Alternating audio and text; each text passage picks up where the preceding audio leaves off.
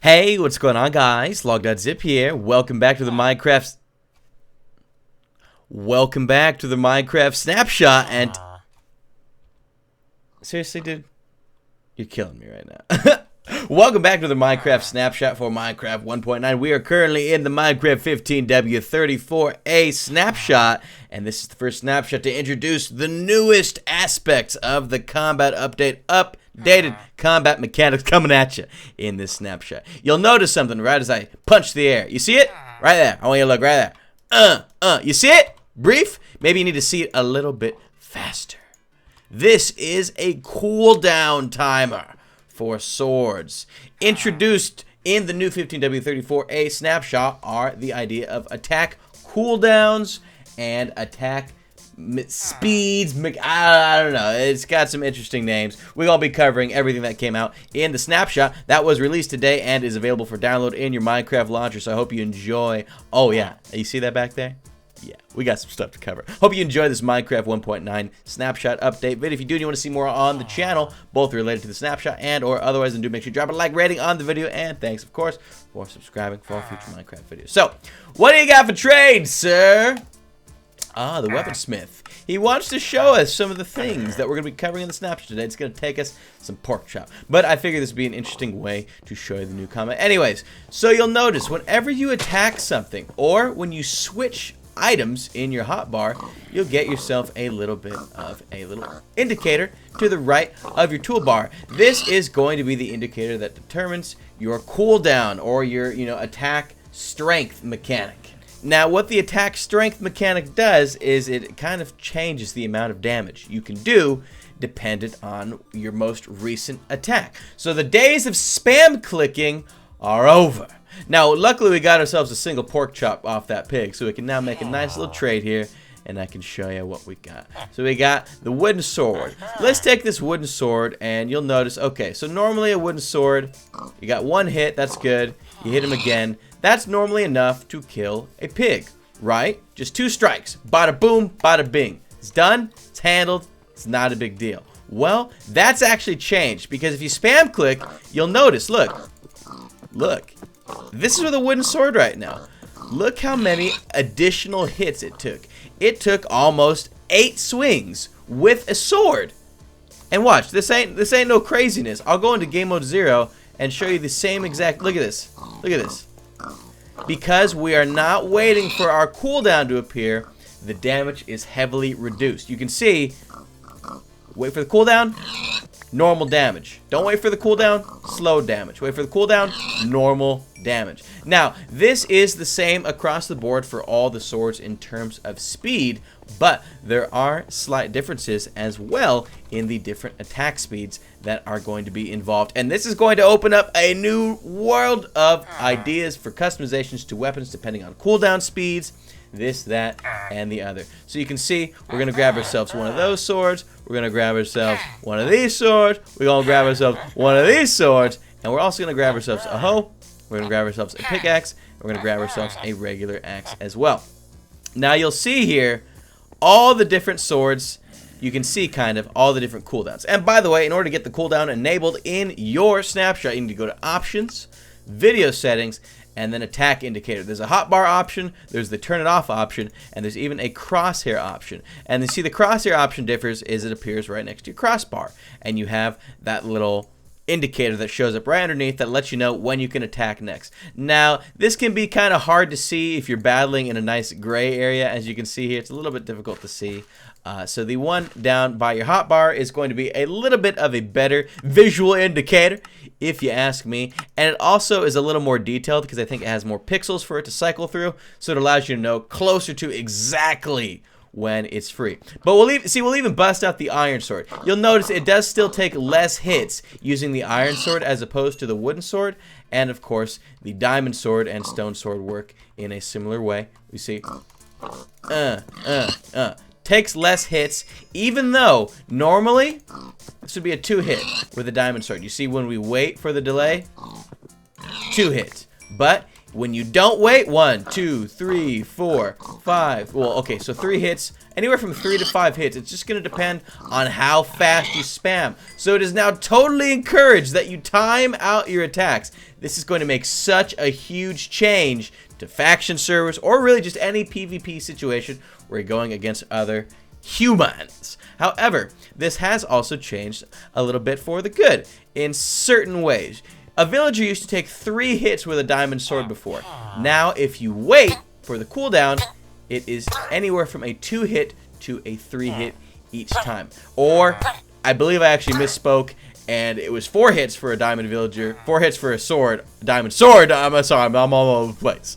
4 hits for a villager with a diamond sword. Now it only takes 3 hits if you wait properly, but if you get those crits in, 2 hitting villagers with diamond swords. So, has its pluses, has its minuses. Really, it's just going to depend on how you use it. Now, I did also want to briefly mention that different weapon types, as I said, we're going to have different recovery speeds. So the hoe, even though it does no damage, it has a, I believe, the ever so slightest in change to cooldown compared to fist. Now, I mean, it looks like they might be exactly the same. I don't know. Let's not look into it too much. But the pickaxe has a very slight change as opposed to the hoe. You see the hoe? Pickaxe, slower. Hoe, pickaxe, slower. Now, one thing that is very interesting is the sword. The sword swinging. Notice how fast it goes. The axe is even slower. You can see here, I've got a little timer showing off the different speeds. We'll get the pickaxe one going. We'll get the pickaxe one going. Yeah, pickaxe, sword, hoe, axe, sword, axe. You feel me? It's a little bit slower. Now, Jeb has stated that obviously the update is not yet done, but that there are plans to change how axes work and have them have decent use in combat situations. They might do less damage than the sword, but Jeb has stated that there is a good chance that he's going to make axes more efficient against taking down shield durability. And that is something I also briefly wanted to cover in this snapshot, because I did not have a snapshot last week showing the new shields that have in fact been added. So, Mr. Villager, show us the shield options we have here. You can make yourself a shield by getting yourself some wood, and by getting yourself an iron ingot, and of course by getting yourself some wool as well. And whoa, we got some, nice, we got some extra goodies up in here. Okay, he's missing some of the recipes I tried to give him, but allow me to show you exactly what you would need in order to make yourself a shield. What do you mean, what? This is your fault, not mine. Anyways, so to make yourself a shield, basically it's just a sideways bed with wool color of your choice, and then an iron ingot against, oops, reversed that, worst guy. Sideways bed, ingot, make the shield. Alternatively, you can put the iron ingot on this side and put the wool on the other side, or alternatively, you can use different colored wools as well to accomplish different shield colors. You can see here, shabadoo, shabadee, shabadee, shabadoo. Finally, a really fun thing you can do, I don't know if you saw this, is you can actually combine banners with your shields in a similar fashion to get yourself some real special shield designs. And I got a nice special one right here. Check this baby out. This is what you could do with your shields if you decide that you want to add a banner instead. Now, you right-click with shields to get them up. Now, the cool thing about shields, and we're going to head into the combat zone a little bit, is they actually block and reduce damage from a multitude of different things. You cannot block with your shield. I guess you can block with your shield in your offhand. That's kind of the point, because you can dual wield the shield while you have the sword out. That also means sword blocking is now gone. You cannot sword block anymore. It's gone, baby. I'm trying to right click. It ain't working. That's why you're going to need the shields to come into play. And you're able to combine these with your attack cooldown. Maybe a block shield. Boo! Whatcha! Just like that. You get both of those in there going at the same time. We're going to head down the ladders here and show you a couple of the changes to mobs that have happened while we are showing off our new shields. And unfortunately, it looks as though my mobs despawned. So right off the bat, you'll see that zombies have ever so slightly changed where they hold their arms. It's not just straightforward anymore. Now you'll notice, right now I'm in game mode 1, so I'm in creative mode. The moment zombies are now aggroed onto you means they'll start chasing you around or attempt to get you. You'll notice a change in their arms. Look. They start, oh jeez! They start raising the roof. Now here's a good example. when I have the shield being held, check it out. Reduced damage. Or, in this case, very little damage. You see, you're still taking a little bit of damage, but it's heavily reduced. A half heart in lieu of, check it out, instead of 1.5 hearts. So shields will reduce damage. However, with skeletons, you'll see I got my shield up here. It actually will reduce all damage from skeletons. It will actually cause the arrows to bounce off you in a 90-degree angle. So any skeletons directly in front of you will not be able to damage you if you have a shield. You'll notice every time your shield is used and is hit, it takes down a serious amount of durability. So you got to make sure you get the shield up, and then you see, you got to be ready, because the shield will disappear on you very quickly, and they'll go, ah! Well, this is awkward. I have no idea where my setup is. That is bad. Oh, thank goodness. So, sorry, I had to like find that. So, Insanity. The new updates change everything. You now have attack cooldowns, you have shield blocking that's going to block serious amounts of damage. I'm going to get myself some more villager currency so that we can get a couple more shields, so I can show you a couple more specifics about said shield. Yeah, I know you want my trade, baby. Give it to me. Give me this. Yeah, that's what I'm talking about. So we're going to bust this shield out right now. Head back into the fray here. Now watch. I bet you the mobs despawned. Did they despawn? Of course they despawned. Anyways, the way shields work is all about durability points. Every time you were to take damage and you have the shield up instead, it will take away a durability point depending on how much damage was dealt. Now, I believe if 1 heart was damaged or 1/2 heart was dealt, 3 durability is taken off the shield. We're gonna bust this out, you see? Off of three strikes from arrows, you can see we have lost 15 durability. So 1 arrow is going to take away 5 durability. You can add an unbreaking enchantment to shields up to unbreaking 3, and instead of taking away multiple points of durability per strike, it will only take away 1 durability strike. You understand? There's a big difference, and it's going to be a huge factor in ensuring that you're going to want to enchant your shields with unbreaking. Otherwise, well, they're going to break, and they're going to break extremely quickly, no less, as well. Again, make sure you got your shield up, otherwise you're going to get whoopowed by these skeletons. You see, look at this nastiness. You got to make sure you're busting it out constantly, and you got to strike in between. Again, waiting for the cooldown. Oh my god, this is the only reason I'm mad. I forgot to set my spawn. Okay, we now have on some half-decent armor as well, and we have our shield in hand. Let's try this again. Yes! Whoa, fighting. Hey, take it easy. Take it easy, fellas. So you can see arrows will take out a good amount of durability. Now you're going to wait. Again, you got to wait for the cooldown. Otherwise, you're not going to deal hardly any damage. You see what I mean? If you don't wait for the cooldown, you ain't going to deal any damage to these skeletons, and they're just going to wreck you. Adds a huge and totally different dynamic to how you're going to do combat. So we got a fresh shield. We're going to step in here and see what's awaiting us. Now I'm going to have my shield ready to block, but look, full explosion takes away a substantially higher amount of durability points as opposed to just a regular damage. So it's all dependent on how much damage, but you can see right next to it, and we'll even take off all this armor, and you can get a good idea of how much damage you would take without any armor on from a creeper on normal difficulty. So, you know. Ooh! So, that would have normally killed you. That would have normally killed you completely. With a shield, you're now good to go. Oh, as it currently stands, you cannot combine shields with each other to regain durability. Oh, we're going to give this a shot. We're going to try and see how much damage the Ender Dragon can do to 1 shield with just 1 blow. Oh, he's coming in! Wait, why didn't you... Oh, whoa! Hey! What just happened?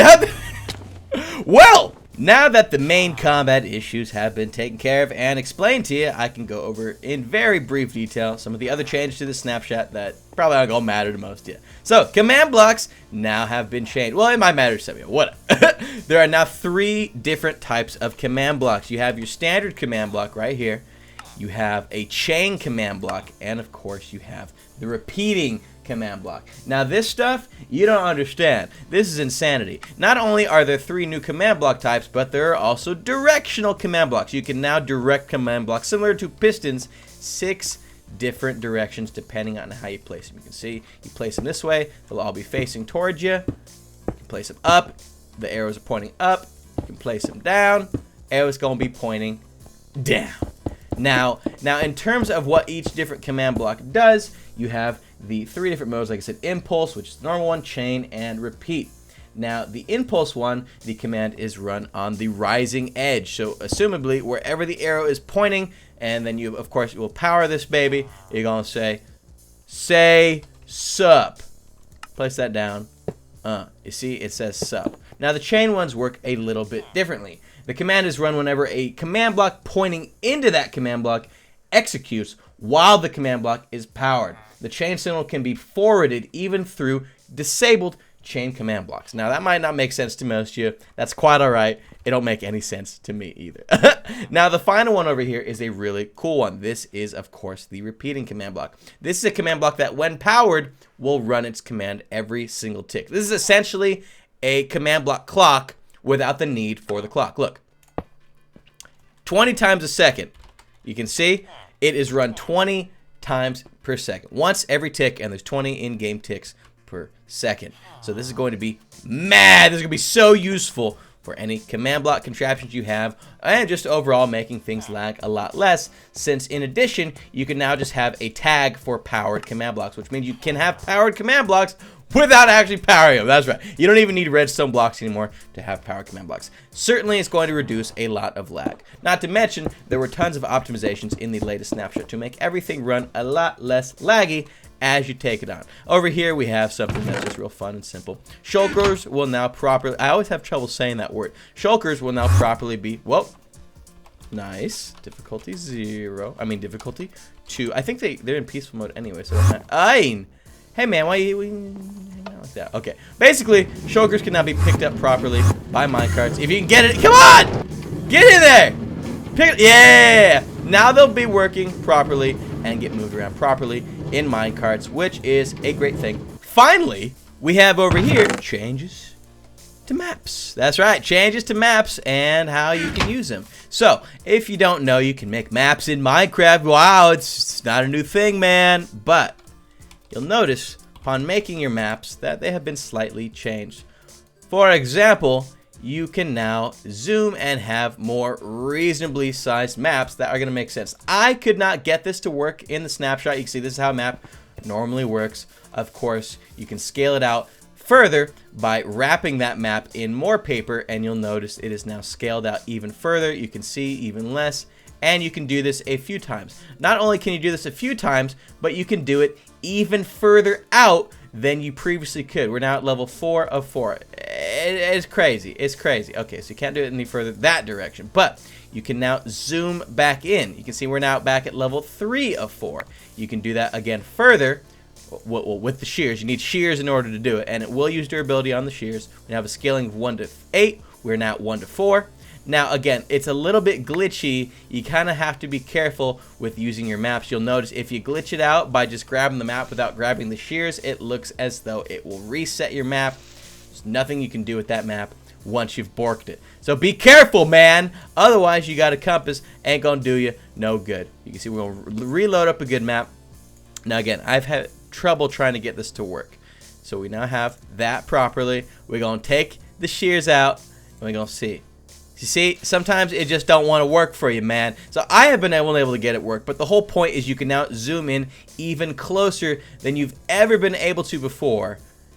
You now have 1:2 scaling. You even have as crazy as 1:1 scaling. Again, it sucks because it's kind of messed up, you see. When I go to load it, don't work. But that is something to look forward to in the future. And that is going to do it for this coverage of the latest Minecraft 1.9 Snapshot 15w34a. I do hope you learned something. I hope you're excited for all the new combat changes coming out. Because if you ain't excited, you're going to just have to deal with it. Because they're coming whether you like it or not. You got cooldowns, you got shields, you got changes to how mobs behave.